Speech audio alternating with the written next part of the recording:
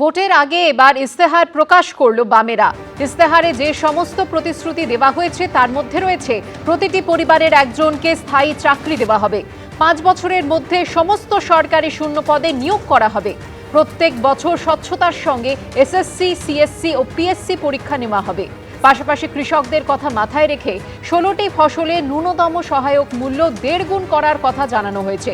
গুরুত্ব দেওয়া হয়েছে সংখ্যালঘু ও আদিবাসী সম্প্রদায়ের উন্নতিতে। নতুন স্কুল কলেজ নির্মাণের বিষয়ে প্রতিশ্রুতি দেওয়া হয়েছে ইস্তেহারে।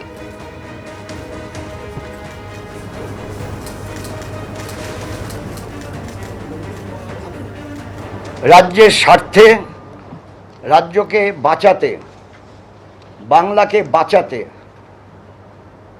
বাংলায়, পশ্চিম বাংলায় এখন যা চলছে তা একদিকে নৈরাজ্যবাদীদের সরকার রাজ্যে আছে, সব ক্ষেত্রে নৈরাজ্য তৈরি করো, আর আছে দিল্লিতে কেন্দ্রের সরকার, সব কিছুতেই মানুষকে বিভক্ত করো। একদিকে নৈরাজ্য, আরেকদিকে মানুষের মধ্যে বিভাজন। এই উভয় শক্তির বিরুদ্ধে আমরা লড়াই করতে চাইছি। আর নির্বাচনী ইস্তাহারের বক্তব্যের মধ্য দিয়ে আমরা বলতে চেয়েছি, আমরা নমনীয়ভাবে মানুষের পাশে থেকে মানুষকে সঙ্গে নিয়ে মানুষের উন্নয়নমূলক কর্মসূচিতে যুক্ত থাকব। রবিবাসরীয় ভোট প্রচারে সমস্ত রাজনৈতিক দলের প্রার্থীরা। নাগের বাজারে ভোট প্রচারে রাজারহাট গোপালপুরের তৃণমূল প্রার্থী অদিতি মুন্সি।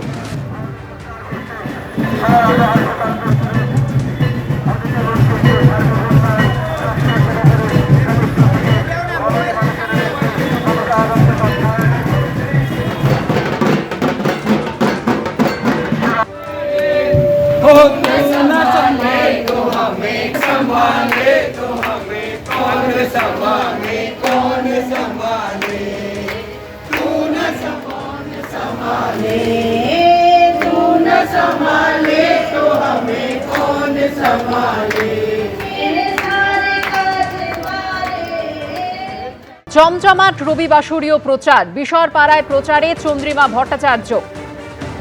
বাজার এলাকায় গেলেন তিনি এবং সেখানেই জনসংযোগ সারলেন, সাধারণ মানুষের সঙ্গে কথা বললেন। সেই ছবি আপনারা দেখছেন। অরিত্রিক ভট্টাচার্য আমাদের প্রতিনিধি সরাসরি রয়েছেন আমাদের সঙ্গে। অরিত্রিক, আমরা জানি বেশি দিন আর বাকি নেই বিধানসভা নির্বাচনের আগে। তার আগে প্রত্যেকটা রবিবারই কিন্তু মহামূল্যবান প্রার্থীদের কাছে। চন্দ্রিমা ভট্টাচার্য কিভাবে জনসংযোগ সারলেন? দেখো, দমদম উত্তর কেন্দ্রের তৃণমূল কংগ্রেস প্রার্থী চন্দ্রিমা ভট্টাচার্য রাজ্যের মন্ত্রী এবং গতবার এখান থেকেই জিতেছিলেন। আজকে বিশরপাড়া এলাকায় তিনি রয়েছেন। আমরা দেখার চেষ্টা করব যে প্রচুর সমর্থন নিয়ে, প্রচুর সমর্থককে সঙ্গে নিয়ে এই মুহূর্তে বিশরপাড়া বাজার এলাকায় তিনি তার প্রচার চালাচ্ছেন। রোববারের সকাল, বুঝতেই পারছো, বাজার একটু আগেই তিনি মূল বাজার থেকে বেরিয়েছেন। একেবারে জমজমাট একটা ভিড় বাজারের মধ্যে চন্দ্রিমাদি কিন্তু এখানে ঘুরছিলেন এবং আগেও যে ছবি দেখা গেছে এখানেও কিন্তু সেই আমিষ ইস্যু নিয়ে কথা হয়েছে। চন্দ্রিমা ভট্টাচার্য সেখানে একেবারে মাছ নিয়ে তিনি কিন্তু নিজেও দাঁড়িয়েছেন এবং বারবার স্লোগান উঠেছে তার পাশে যে মাছে ভাতে বাঙালি, এই স্লোগান কিন্তু উঠেছে। পাশাপাশি তিনি যখন প্রচারে বেরোচ্ছেন সেখানে গিয়ে এসআইআর ট্রাইব্যুনাল এই সংক্রান্ত অভিযোগও তিনি পাচ্ছেন। বিভিন্ন মানুষের সঙ্গে কথা বলছেন যাদের এই মুহূর্তে তাদের ট্রাইব্যুনালে যেতে হবে এবং তারা কিছুটা দিশেহারা, সেই পরিস্থিতিও কিন্তু দেখা যাচ্ছে। চন্দ্রিমাদি, একটু আপনার সঙ্গে কথা বলবো। দিদি, রোববারের বাজার বোধহয় জনসংযোগের একটা বড় মাধ্যম। অবশ্যই, নিশ্চয়ই রোববারের বাজার কি বাজার জায়গাটাই অনেক মানুষ আসেন প্রতিদিনের যে বাজার সেটা করার জন্য। সুতরাং সেটা বড় একটা মাধ্যম তো বটেই জনসংযোগে। আমরা তাছাড়া এই যে মাছের বাজারে মানুষ আসছেন, আমরা আরও অনুপ্রাণিত হচ্ছি।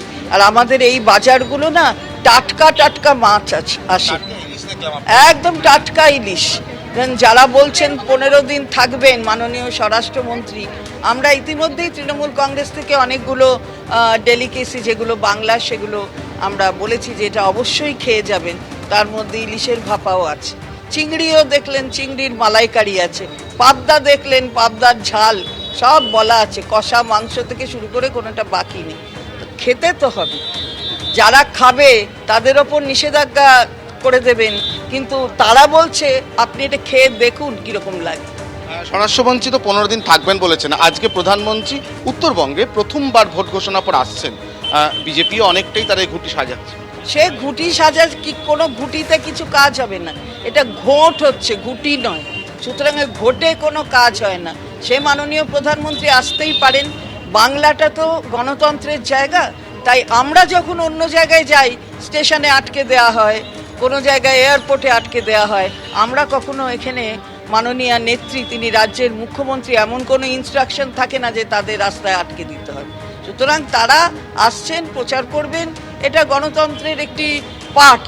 সুতরাং তারা চাইতেই পারেন মানুষের কাছে, কিন্তু মানুষ তাদের ভোট দেবেন না, এটা নিশ্চিত। আজকেও আপনি এখানে এলেন, এই ভদ্রলোক বলছিলেন যে এসআইআর ট্রাইব্যুনালে খুবই দ্বিধাগ্রস্ত রয়েছেন। এই ছবি কতটা দেখছেন আপনার কেন্দ্রে প্রচারে? না, আমার কেন্দ্রে অবশ্যই আছে, এই ছবি আছে। অনেক মানুষের নাম কেটে গেছে, তারা বৈধ ভোটার অবৈধভাবে কেটে গেছে। এই যে মাননীয় প্রধানমন্ত্রী আসছেন, এখান থেকে যে 12 জন সাংসদ হয়েছেন, তো সেই 12 জন সাংসদের মধ্যে তো এখানকার যাদের অবৈধ বলছেন সব অনেককে, আমার এখানে সাংসদ অবশ্য আমাদের দলের, কিন্তু অন্য অনেক জায়গার তো ভোট নিয়েছেন, কিংবা আমাদের দলের সাংসদ হলেও আপনার দলকেও খানিকটা ভোট দিয়েছিল।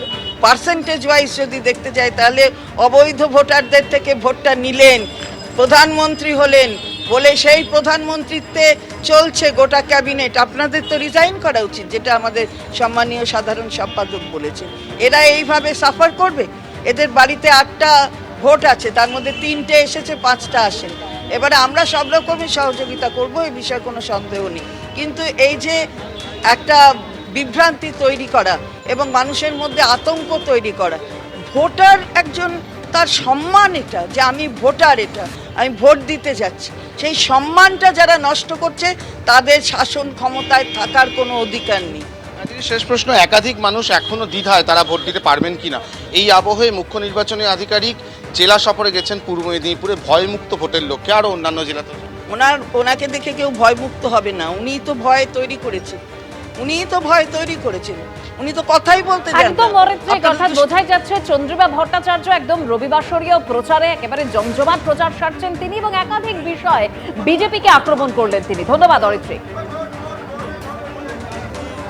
এই যে প্রচার চলছে, সেই প্রচারের সময় ঠিক কি খেয়ে ফিট থাকছেন বেলেঘাটার বিজেপি প্রার্থী পার্থ চৌধুরী, নিজেই জানালেন এবিপি আনন্দকে।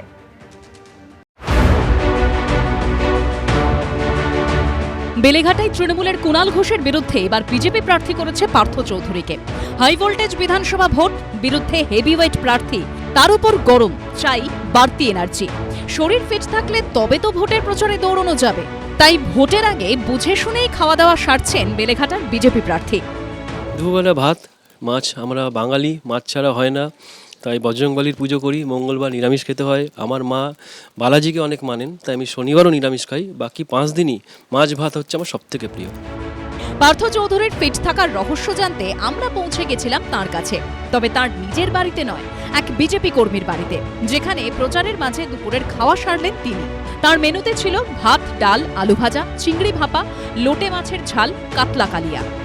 11 থেকে এই 26-এর জার্নিতে আমাকে কেউ কখনো বলেনি যে পার্থ তুমি মাছ খেলে তোমাকে বিজেপি দায়িত্ব দেওয়া যাবে না। আমি 2016 সালেও বিজেপির প্রার্থী ছিলাম এই বেলেঘাটা বিধানসভায়, আর এই 26-এও প্রার্থী হয়েছি। এই 10 বছরে আমি খুব মাছ খেয়েছি, আর এই মাছ খাওয়ার জন্য কেউ আমাকে প্রার্থী পদ যে পাবে না বলেও বলেনি। বেলেঘাটার বিজেপি প্রার্থীর দিন শুরু হয় ছাতুর ঘোল দিয়ে, তা না হলে ব্রেকফাস্টে থাকে দই চিড়ে, রাতে তার পছন্দের খাবার 2টি রুটি আর মুরগির মাংস। সন্ধেবেলায় পার্টির যারা আমাদের কার্যকর্তা রয়েছে একসাথে বসে আনন্দ করতে করতে আমরা মুড়ি চানাচুর, চপ মুড়ি, যেটা বাঙালির একদম ট্রেডিশনাল কালচার, যে একটা টেবিলের মাঝখানে মুড়ি পড়লো 3 প্যাকেট, চানাচুর পড়লো অনেকটা, কাঁচা লঙ্কা দিয়ে আমরা বেশ আনন্দে মুড়ি চানাচুর খাই। তার সাথে চায়ের চুমুক সবাইকে, আমি চা খাই না। আর রাতে কি খান? রাতে 2টো রুটি, একটু চিকেনের স্টু হলো বা হালকা সবজি খেতে ভালোবাসি। পুষ্টিবিদরা বলছেন ভাতে রয়েছে কার্বোহাইড্রেট, ডালে রয়েছে প্রচুর প্রোটিন, চিংড়িতে রয়েছে প্রোটিন, ওমেগা 3 ফ্যাটি অ্যাসিড, লোটে মাছে রয়েছে ক্যালসিয়াম এবং আয়রন। অন্যদিকে প্রোটিন, ফাইবার, আয়রন, ম্যাগনেসিয়াম রয়েছে ছাতুতে। অর্ণব মুখোপাধ্যায়ের রিপোর্ট, এবিপি আনন্দ, কলকাতা। এবিপি আনন্দ, এগিয়ে থাকে, এগিয়ে রাখে।